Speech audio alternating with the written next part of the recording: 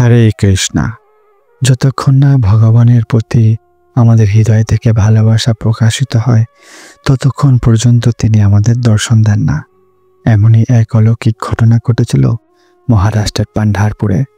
পান্ডারপুর নাম শুনেছেন নিশ্চয়ই, যেখানে ভগবান বিশেষ রূপে এক বিরাজমান, নাম বিঠ্ঠলনাথ।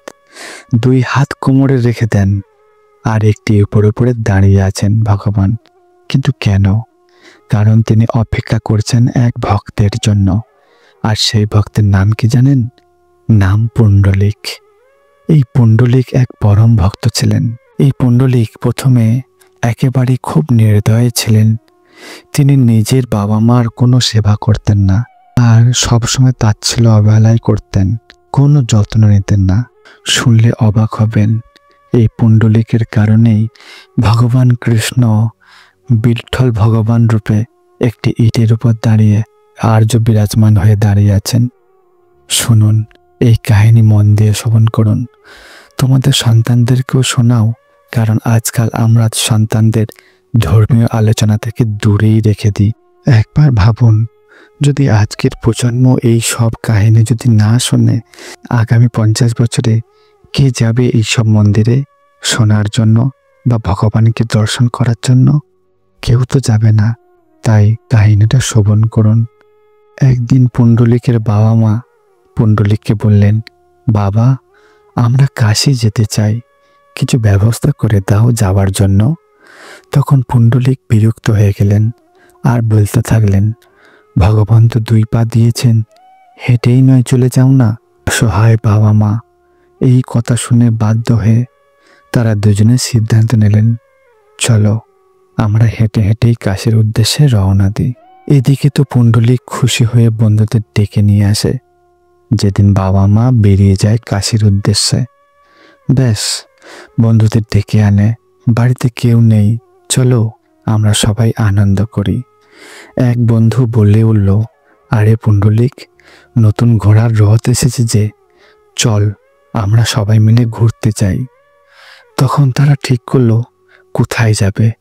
তো চলো আমরা সবাই কাশী যাই না হয়, যেখানে তার বাবা মা হেঁটে হেঁটে যাচ্ছেন রাস্তায়। ব্যাস পুণ্ডলিক সেই বন্ধুদের সাথে সেই রথে চলে রওনা দিলেন। আর রাস্তায় যাবার পথে নিজের বাবা মাকে দেখতে পেলেন। আর বাবা মাকে দেখতে পেয়েও না দেখার ভান করে চোখ ফিরিয়ে নিলেন, যেন চিনতেই পারল না। সেদিন তারা রাতে একটি আশ্রমে থাকে। আর ঠিক ওই দিন মাঝরাতে পুণ্ডলিকের তৃষ্ণায় ঘুম ভেঙে যায়। আর যখন তৃষ্ণায় ঘুম ভাঙে, তখন ওই আশ্রমের বাইরে বের হয়ে সে দেখে যে 3 জন নারী আশ্রমে ঝাঁটা দিচ্ছেন, ঝাড়ু দিচ্ছেন।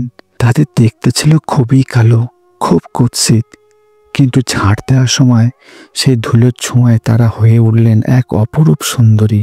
পুণ্ডলিক দেখে তো অবাক। কে আপনারা?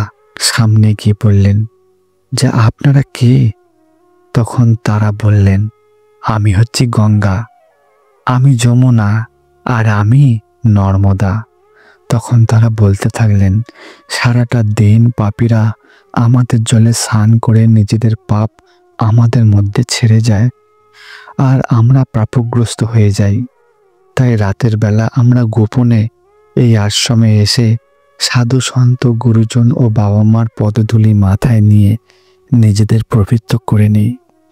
আর তারা বললেন, সৎসঙ্গ, গুরু ও পিতামাতার চরণধূলি এমন এক মহা ঔষধ যা সকল পাপকে দূর করে দেয়। ব্যাস এই অলৌকিক কথা শুনে পুণ্ডলিকের হৃদয় যেন ভেঙে যায় আর বুঝতে পারে, সত্যি পিতামাতার চরণ সেবা করলে এমন সকল পাপ দূর হয়ে যায়, যা এদের দেখেই তো বোঝা যাচ্ছে। ব্যাস মনে পড়ল বাবা মার কথা, যে বাবা মার সেবা আমি এতদিন ধরে করিনি, তাদেরকে তাচ্ছিল্য করেছি, কোনো সেবা করিনি, সবসময় নিন্দা অপমান করে গিয়েছি।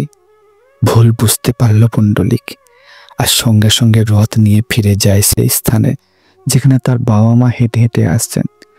যখন রথ নিয়ে যায় তখন দেখছে বাবা মা এক বৃক্ষতলে ক্লান্ত হয়ে শুয়েছিলেন। আর পুণ্ডলিক কাঁদতে কাঁদতে বলতে থাকে, মা, আমায় ক্ষমা করে দাও বাবা, আমায় ক্ষমা করে দাও। আমি বুঝতে পারিনি তোমাদের মহত্ব, তোমাদের চরণ সেবা করার এত মহৎ কৃপা রয়েছে। আজ থেকে আমি কথা দিচ্ছি, আমি শুধু তোমাদেরই সেবা করব।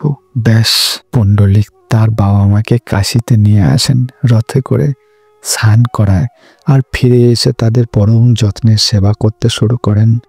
এতটাই সেবানিষ্ঠ হয়ে যায় পুণ্ডলিক যে ভগবান পর্যন্ত ব্যাকুল হয়ে ওঠে, স্বয়ং অভিভূত হয়ে ওঠেন। আর একদিন ভগবান ব্যাকুল হয়ে থাকতে পারলেন না পুণ্ডলিকের এই রকম নিষ্ঠা সেবা দেখে। একদিন যখন পুণ্ডলিক বাবা মার সেবা করছিলেন, তখনই দরজায় এক উজ্জ্বল আলোর ঝলকানি হলো। আর পুণ্ডলিক বললেন, কে ভাই, এত আলো কেন দরজায়? আমার বাবা মা যে ঘুমোচ্ছেন, জেগে যাবে। তখন ভগবান আলোকজ্যোতি রূপে বলতে থাকলেন, আমি দ্বারকাধীশ ভগবান, তোমার সেবায় সন্তুষ্ট হয়ে তোমাকে দর্শন দিতে এসেছি।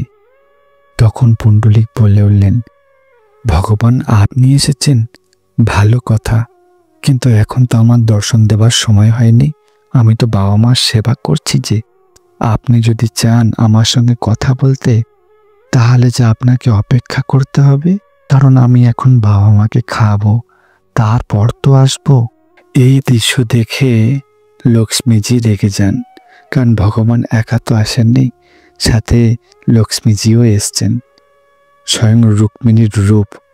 আর ভগবানকে বসতে না দিতে তখন লক্ষ্মীজি রেগে যান আর বলতে থাকেন, আচ্ছা তুমি ভগবানকেও বসতে বলছো না, তাকে দাঁড় করিয়ে রেখেছ এতক্ষণ সময় ধরে। পুণ্ডলিক বলে উঠলেন, আমি তো ভগবানকে ডাকিনি, আমি তো দ্বারকাধীশকে ডাকিনি, উনি কেনই বা এসেছেন? আর যদি বসতে চান তাহলে নিচে একটা ইট পড়ে আছে, তাতেই বসুন। ব্যাস, ভগবান সেই ইটের উপর দাঁড়িয়েও গেলেন কোমরে হাত দিয়ে, আর বললেন, চিরকাল আমি অপেক্ষা করব, যতক্ষণ না তোমার বাবা মার সেবা সম্পন্ন না হচ্ছে, যতক্ষণ না সেবা সম্পন্ন না করে আমায় দর্শন না দিচ্ছ, আমি ততক্ষণ তোমার দর্শনের জন্য আমি এই ইটের উপরেই দাঁড়িয়ে থাকব। আর সেই ভক্তের জন্য যে তার পিতামাতা সেবা করে, সেদিন থেকে পান্ডারপুরে ভগবান সেই একটি ইটের উপর দাঁড়িয়েই বিরাজ করছেন আজও পর্যন্ত। আপনারা যদি চান মহারাষ্ট্রের পান্ডারপুর এই স্থান দেখতে পাবেন। দেখুন, মাতৃভক্তি পিতৃভক্তির চিরঞ্জীবী হোক। এইরকম সন্তান যেন কলিযুগে যেন জন্মে জন্মে যেন আবির্ভূত হয়। এই কাহিনী আমাদের একটাই শিক্ষা দেয় যে ভগবান সন্তুষ্ট হন সেই ভক্তের প্রতি যে নিজের পিতামাতাকে শ্রদ্ধা করে, গুরু সাধু পিতামাতার চরণের সেবা করতে থাকে, আর তাদের চরণধূলি সমস্ত পাপ থেকে যে মুক্তি দেয়। আর সেই ভক্ত যে পুণ্ডলিক, যে সেবায় নিজেকে বিলিয়ে দিয়েছিল, আর তার দ্বারেই এসে দাঁড়িয়ে যান স্বয়ং ভগবান, আজও পর্যন্ত দাঁড়িয়ে রয়েছেন। সেই অদ্ভুত দৃশ্য দেখলে গায়ের রং কাঁটা দিয়ে উঠবে। তাই আপনাদের কাছে একটাই অনুরোধ, নিজের সন্তানকে এই কাহিনী শোনান, আর সন্তানকে এইরকম ধর্মীয় শিক্ষা দিন, যাতে বাবা মাকে শ্রদ্ধা করে, গুরু সন্তদের শ্রদ্ধা করে, কারণ এইভাবেই তৈরি হবে আগামী প্রজন্মের ধর্মবোধ ও ভক্তি। তাই নিজেদের সন্তানকে শিক্ষা দিন, আর নিজেরা এই কাহিনী শুনে আনন্দে মগ্ন হতে থাকুন, আর ভগবানের সেবাতে যুক্ত হতে থাকুন। ভালো লাগলে ভিডিওটি বেশি করে শেয়ার করবেন। রাধে রাধে।